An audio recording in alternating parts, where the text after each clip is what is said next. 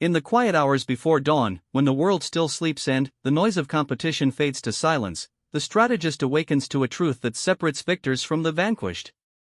The battle is not fought on the field of immediate conflict, it is won in the chambers of the mind, in the deliberate construction of self, in the ruthless elimination of everything that invites exploitation.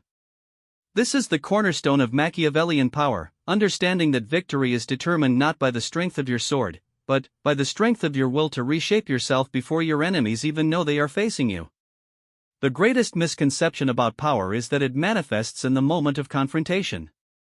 A person observes a chess match and sees two players moving pieces across a board, believing the game is decided by the sequence of moves they witness.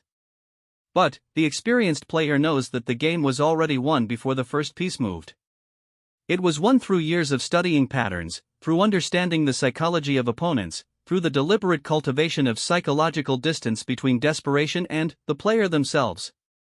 The weak man plays to win.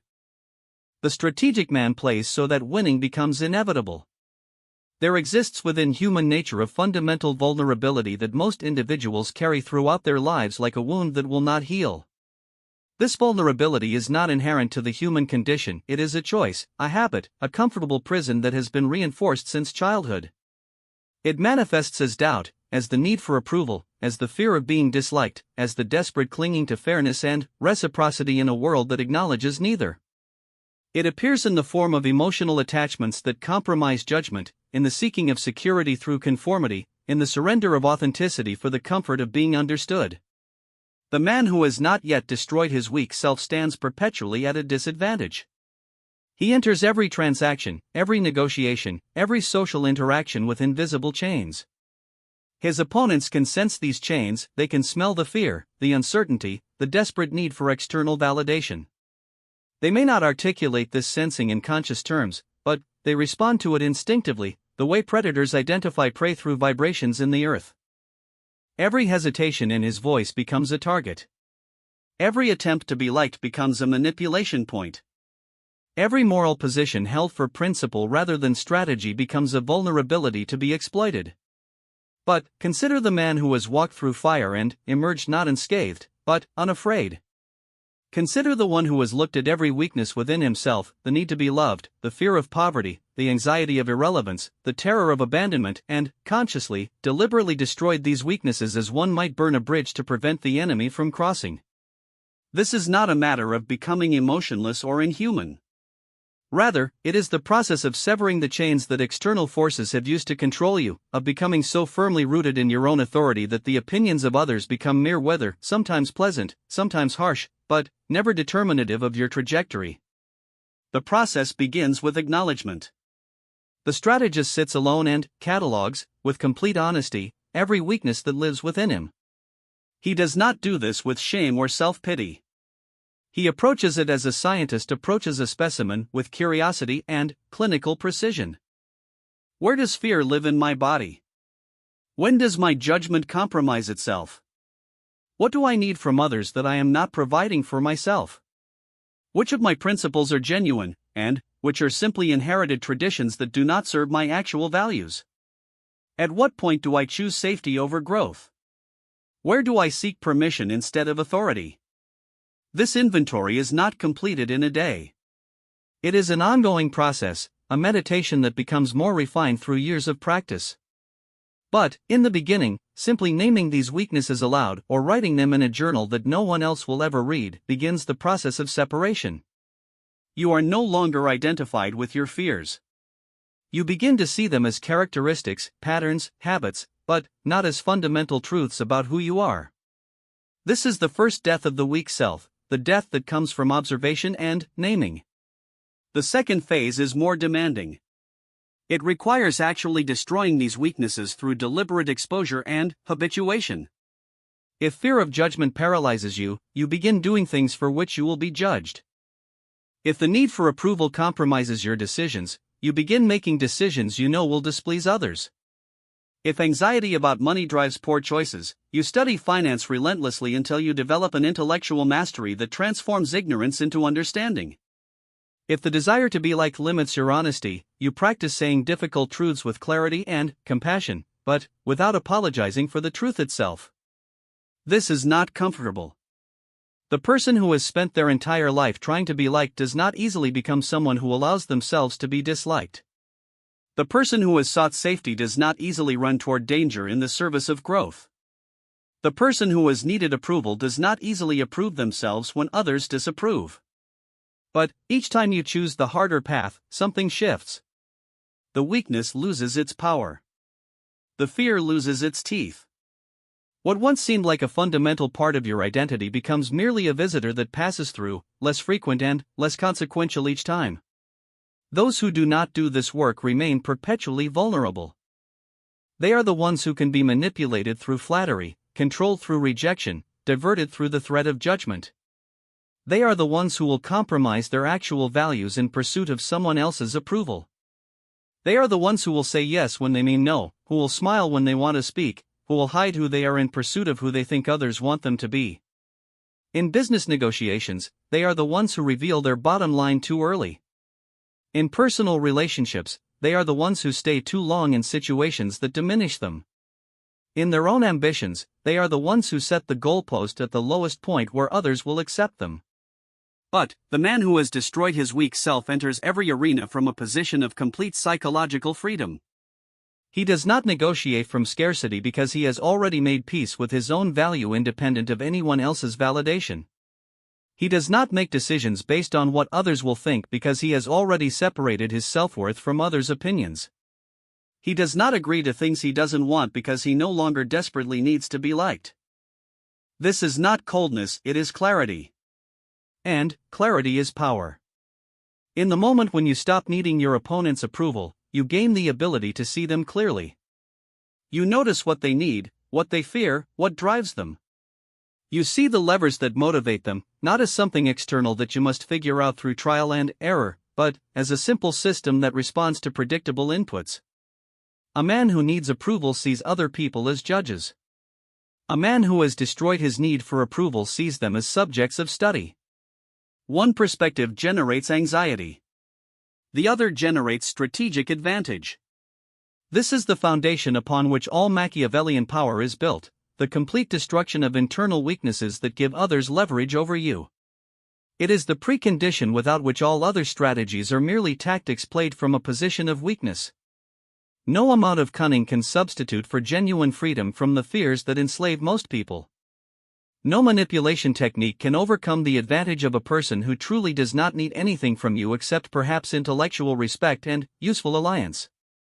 The strategic construction of advantage once the weak self has been destroyed, once the internal house has been cleared of the intruders that were using it against its own owner, the work of strategic construction can begin. This is the phase in which the principles of Machiavellian thought become most applicable and most misunderstood. For Machiavelli has been remembered as a theorist of cruelty and treachery, when in fact his actual innovation was something more precise and more dangerous. He was the first Western philosopher to systematically separate the question of effective power from the question of moral virtue. What Machiavelli understood, and what most of his critics have refused to acknowledge, is that the world operates on two parallel systems of justification. In one system, which we might call the system of abstract morality, certain actions are virtuous and others are vicious. In the other system, which we might call the system of actual power, certain actions produce the outcomes you want and others do not. For centuries, moralists had insisted that these two systems must align, that virtuous actions will produce good outcomes, and vicious actions will ultimately fail. Machiavelli's radical observation was that this alignment is not guaranteed. History is full of virtuous people who suffered, and vicious people who succeeded. The strategic mind accepts this uncomfortable reality without either celebrating it or denying it. The strategic mind does not ask what is morally right as the first question. The strategic mind asks what will produce the outcome I actually want, and then, having identified what will work, decides whether the cost is acceptable. This reframing is the beginning of genuine strategic thinking. Consider the concept of reputation. Most people believe that they should be honest, that honesty is a virtue, and that being honest will result in a good reputation. But, the strategic mind asks, what reputation do I actually need, and what actions will produce that reputation? The answer is often not complete honesty. The answer is often the appearance of the qualities that others trust, combined with the actual possession of the qualities that will make me effective. These are not necessarily the same thing. A bank executive's reputation for conservative, risk-averse decision-making might actually be a liability if the market is demanding innovation. A military commander's reputation for mercy might inspire loyalty in some contexts, but might be a catastrophic weakness if facing an enemy who interprets mercy as fear. A business partner's reputation for always honoring contracts is valuable if the contracts are favorable to you, but it becomes a liability if you need to renegotiate unfavorable terms. The strategic mind thinks in terms of the specific context and asks, what reputation will serve my actual objectives? This does not require becoming a liar, though it does require being very careful about what is true and what is merely assumed to be true. When Machiavelli advised the prince to appear merciful while being willing to be cruel, he was not advising simple hypocrisy. He was saying that the appearance should match the actual capacity. The people should believe you are merciful because they see evidence of mercy, the evidence being carefully constructed acts of mercy. But you should actually be capable of cruelty, because there will be times when mercy is catastrophic. What the people should never see is the cruelty, unless that particular cruelty serves to prevent a greater problem. The strategic construction of advantage involves understanding the asymmetry of perception and reality. What your competitors know about you is not what you actually are, it is a filtered, interpreted version of data points that they have selected. You do not need to become a different person to change their perception. You need only to change which facts about you remain visible. A person might be simultaneously both extraordinarily ambitious and genuinely humble. These are not contradictory. But, if others know about the ambition and never see the humility, you will be perceived as arrogant. If others know about the humility and never see the ambition, you will be perceived as either lazy or insufficiently skilled. The strategic mind understands this asymmetry and constructs the presentation deliberately. Not by lying, by choosing which truths to make visible and which to keep private. By understanding that the impression people have is composed not of objective reality but of the facts they are aware of, weighted by the emotions they associate with those facts. The second principle of strategic construction is what might be called the cultivation of incompleteness. The person who reveals their complete hand is the person who has given their opponent the information needed to defeat them. But the person who remains somewhat mysterious, whose full capabilities are not yet visible, whose complete plan is not yet revealed, this person retains the ability to surprise. Surprise is one of the few advantages that can be maintained indefinitely in a competitive arena, because the moment you utilize it, you begin to lose it. This is the principle that underlies the concept of having a reserve of power. The person who expends all of their resources in the first contest is the person who will lose to opponents who have been conserving their strength. This applies to intellectual resources, emotional resources, financial resources, and social resources. When you need help, the person who has been conserving their favors is the person who can extend them. When you need to take a risk, the person who has been conservative is the person who can afford to do so. But the person who has been profligate, generous, and visible in their expenditure, this person faces every new challenge from a position of weakness. The strategic mind does not disdain being underestimated. In fact, the strategic mind cultivates it.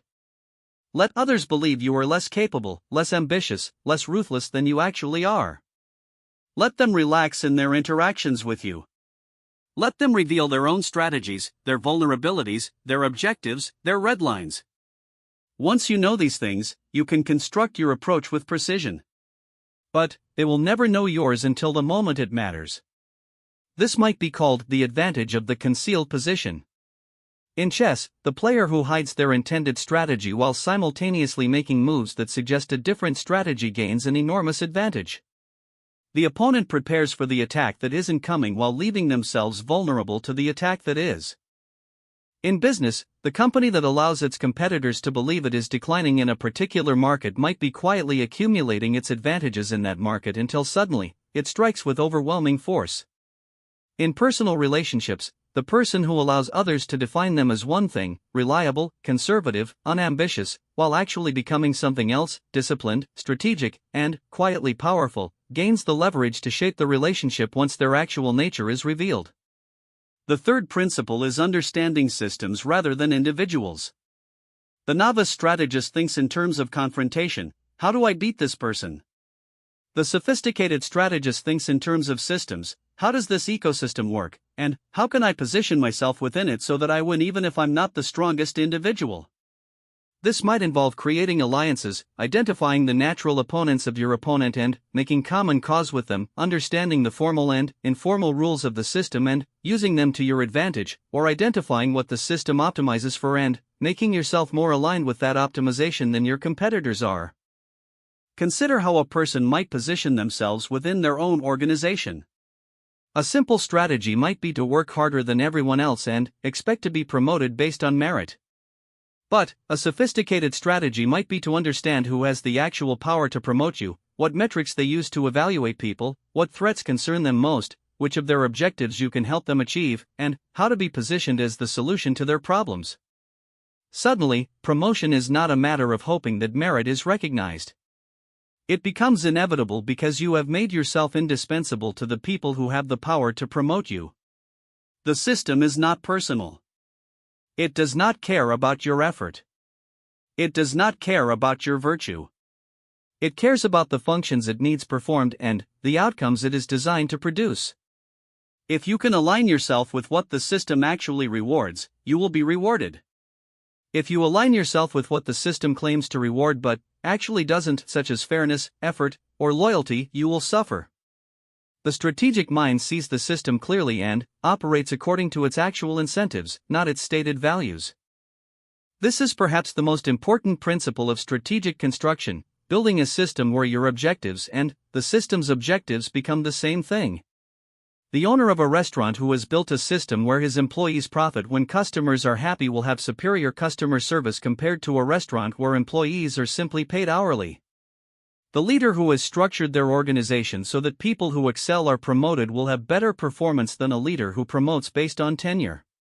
The person who has positioned themselves in a marketplace where they profit most when they provide genuine value will have a more sustainable advantage than someone who is trying to deceive customers. But this also means understanding what systems reward in reality, not in the ideal. A system might be designed to reward quality, but if the quality is difficult to measure and quantity is easy to measure, the system will reward quantity. A corporation might claim to value innovation, but if it promotes people based on consistency and risk aversion, it will get people optimized for consistency and risk aversion. The strategic mind sees what the system actually incentivizes and either aligns with it or leaves the system. The apex of strategic mastery, becoming inevitable, there is a final stage that separates the master strategist from the merely competent one. This is the point at which strategy itself becomes invisible. At the lower levels of strategic thinking, strategy is visible.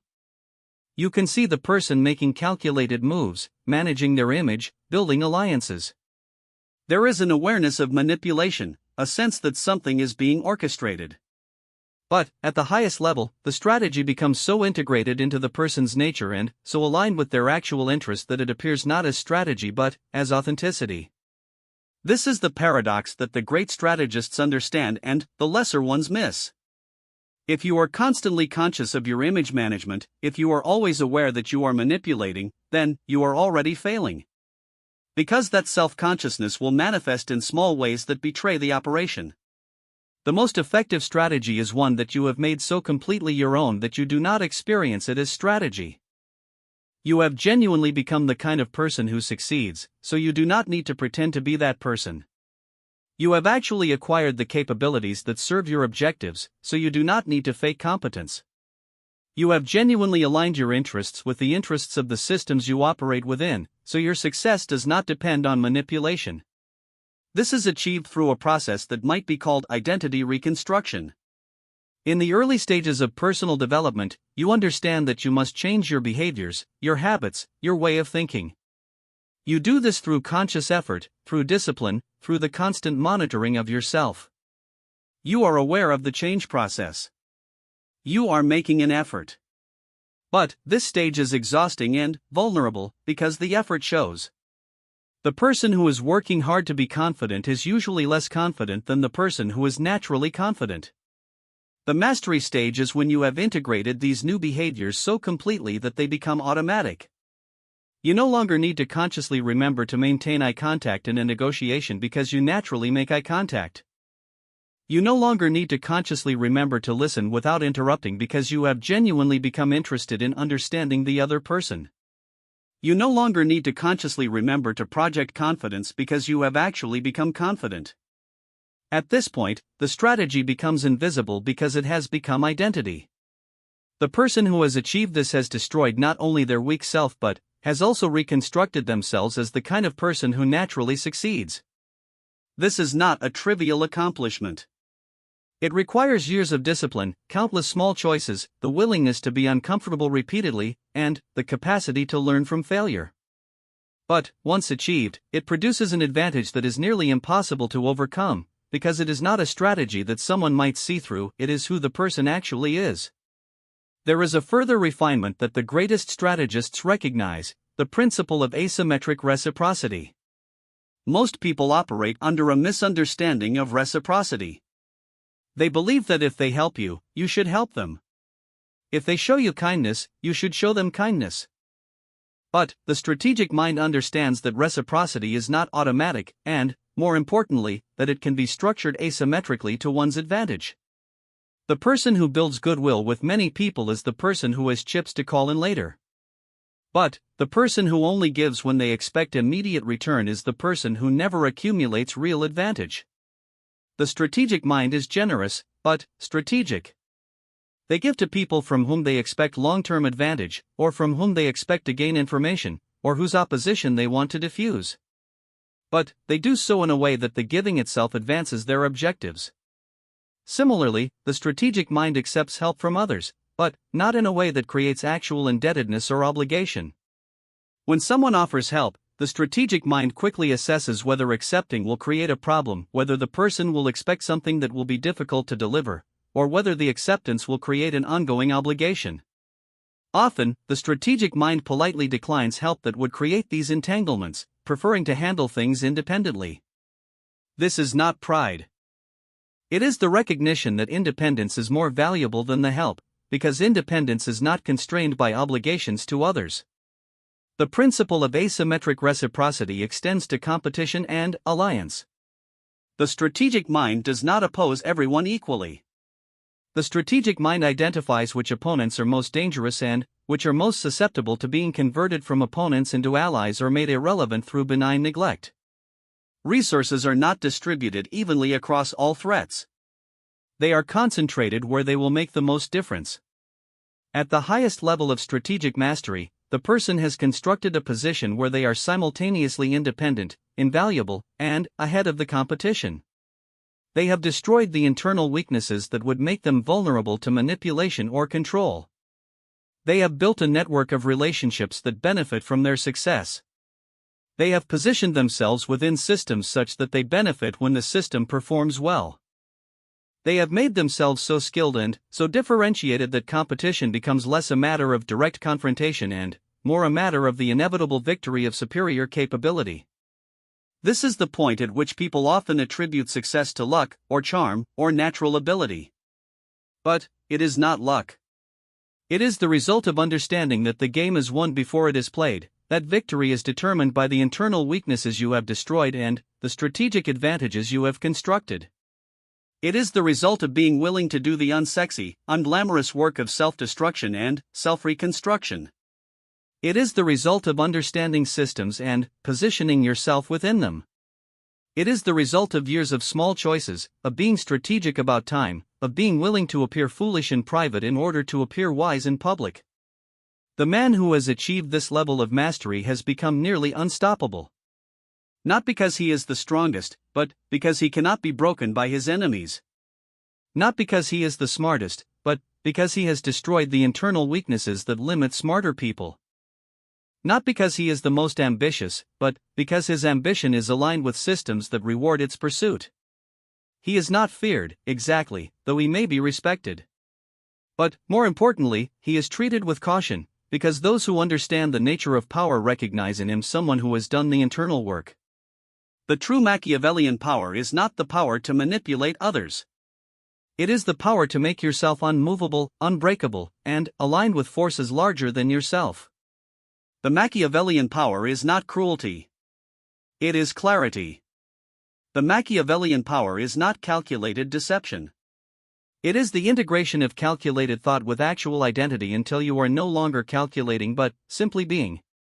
And the fundamental principle that underlies all of this is the understanding that the man who has destroyed his weak self can never be destroyed by others. Because your enemies have no leverage point through which to control you. They cannot threaten you with disapproval, because you have made peace with disapproval. They cannot threaten you with rejection, because you have already rejected the parts of yourself that needed constant acceptance. They cannot threaten you with poverty, because you have learned to create value. They cannot threaten you with loneliness, because you have learned to be at peace with yourself. The weak self, the frightened, needy, approval-seeking self is the only part of you that others can actually destroy. Once that self is dead, you have achieved the greatest strategic victory. You have become invulnerable. And, from invulnerability, everything else becomes possible.